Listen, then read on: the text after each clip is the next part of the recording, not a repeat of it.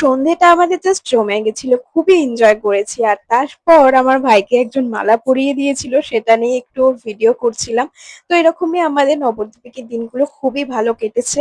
তো next blog নিয়ে আসছি খুব তাড়াতাড়ি।